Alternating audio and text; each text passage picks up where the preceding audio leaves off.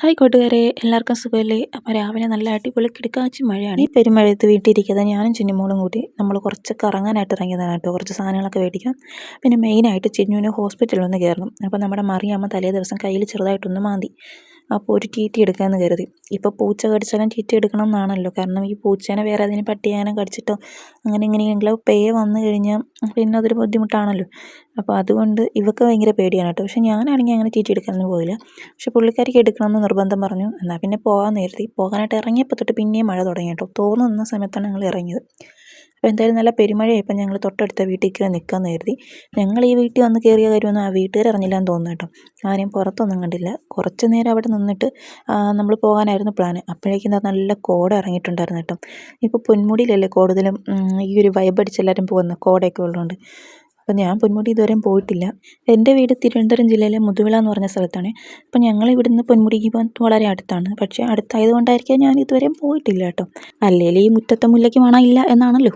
അപ്പോൾ അതാ മഴയൊക്കെ വന്ന് തോറും നമ്മളവിടെ നിന്ന് ഇറങ്ങിയപ്പോൾ തന്നെ ആ വീട്ടിൻ്റെ ഫ്രണ്ടിൽ തന്നെ ഒരു തെറ്റിച്ചെടി ഉണ്ടായിരുന്നേ. അതിൽ കൂടുതലും പൂക്കളേ ഇല്ലായിരുന്നു കേട്ടോ. അതിൽ കൂടുതൽ ഈ തെറ്റിപ്പഴമായിരുന്നേ. നല്ല രസമുണ്ട് കേട്ടോ. ഇഷ്ടം പോലെ ഉണ്ടായിരുന്നു. പക്ഷെ അതൊന്നും വീഡിയോ എടുക്കാൻ പറ്റില്ല. ഈ ഒരെണ്ണം പെട്ടെന്ന് എടുത്തതാണ്. മഴ ആയതുകൊണ്ട് കാറ്റടിച്ച് ഫോൺ മൊത്തം നനയുന്നുണ്ടായിരുന്നു. അപ്പോൾ അവിടെ നിന്നൊക്കെ നമ്മൾ തിരിച്ച് വന്നപ്പോഴുണ്ട് ഇവിടെ ചെറിയൊരു വെള്ളച്ചാട്ടം കേട്ടോ. അപ്പം ഞാൻ സത്യം പറഞ്ഞാൽ ഈ വെള്ളച്ചാട്ടം ഡയറക്റ്റ് ഇതുവരെ പോയി കണ്ടിട്ടില്ല. അപ്പോൾ ഇതൊക്കെ കാണുമ്പോൾ ഒരു കൗതുകം. നമ്മുടെ തോടൊക്കെ നേരം നല്ല നിറഞ്ഞു കവിഞ്ഞ് പോവുകയാണെങ്കിൽ ചായപാത്രം മറിഞ്ഞ് അങ്ങനെ ഉണ്ടാകും. അതുപോലെ നല്ല കലങ്ങി കുറുകി പോവുകയാണ് കേട്ടോ. അപ്പോൾ പെട്ടെന്നൊരു ഗ്ലാസ് ചായ ഒരു പരിപ്പോടെയൊക്കെ കിട്ടിയാൽ കൊള്ളാമെന്ന് തോന്നി. കാരണം മഴയാണല്ലോ.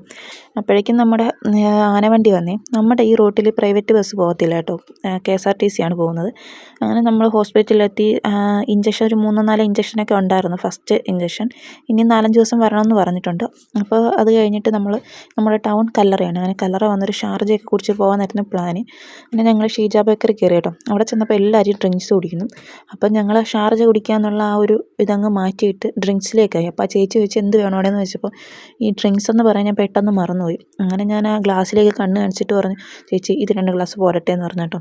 അങ്ങനെ ചേച്ചി 2 ഗ്ലാസ് ഞങ്ങൾക്ക് കൊണ്ട് തന്നു. അപ്പം ഞാൻ വാങ്ങിച്ചത് കഴിക്കാനായിട്ട് പപ്സാണ് വാങ്ങിയത് കേട്ടോ. അപ്പോൾ ചിന്നുവിന് പപ്സ് വേണ്ട, വായും മുഖമൊക്കെ എത്രയാവും, അതുകൊണ്ട് വേണ്ടാന്ന് പറഞ്ഞു. പക്ഷേ എനിക്കിതൊന്നും ഒരു വിഷയമേ അല്ല. മുഖത്തായാലും അങ്ങ് തുടച്ച് കളഞ്ഞാൽ പോരെ. പപ്സിൻ്റെ ടേസ്റ്റൊന്നും നമുക്ക് വേറെ ഒന്നിലും കിട്ടില്ലല്ലോ. അപ്പോൾ അവൾ സമൂസയാണ് പറഞ്ഞത് കേട്ടോ. സമൂസ കണ്ട് എനിക്ക് ചിരി വന്നേ. കാരണം നമ്മൾ ദീപാവലിക്കൊക്കെ പടക്കമില്ലേ ത്രികോണത്തിൻ്റെ, അത് ഏറ്റവും ചെറുത് എങ്ങനെ ഉണ്ടാവും അതുപോലെ ഇരുന്ന് അത്രയേ ഉള്ളൂ കേട്ടോ. അത് ചെറിയൊരു സമൂസയായിരുന്നു. അപ്പോൾ കണ്ടപ്പോൾ എനിക്ക് പാവം തോന്നി കേട്ടോ. പിന്നെ അവൾ സമൂസ കഴിച്ചിട്ടൊന്നും വയറ് നിറയാത്തതുകൊണ്ട് പിന്നെ ഒരു ഉഴുന്നുവടയും കൂടി വാങ്ങിച്ചു. ഞങ്ങൾ കയറിയ സമയത്ത് ആ ഷോപ്പിലുണ്ടായിരുന്നവർ എല്ലാവരും ഡ്രിങ്ക്സാണ് കുടിച്ചത് കേട്ടോ. കണ്ടോ ഈ കുടയും പിടിച്ചിരിക്കുന്നൊരു അമ്മയില്ലേ, അപ്പോൾ ആ അമ്മ മാത്രമാണ് ഷാർജ പറഞ്ഞത്. ഞങ്ങളെല്ലാം ഡ്രിങ്ക്സ് കണ്ടു ഒരേപോലെ. അപ്പം ഞങ്ങൾ ഡ്രിങ്ക്സൊക്കെ കുടിച്ചു. പിന്നെ നമുക്ക് കിട്ടിയൊരു വണ്ടി കയറി നമ്മൾ വേഗം വീട് പിടിച്ചു കേട്ടോ. അപ്പോൾ ഓക്കെ, ബൈ.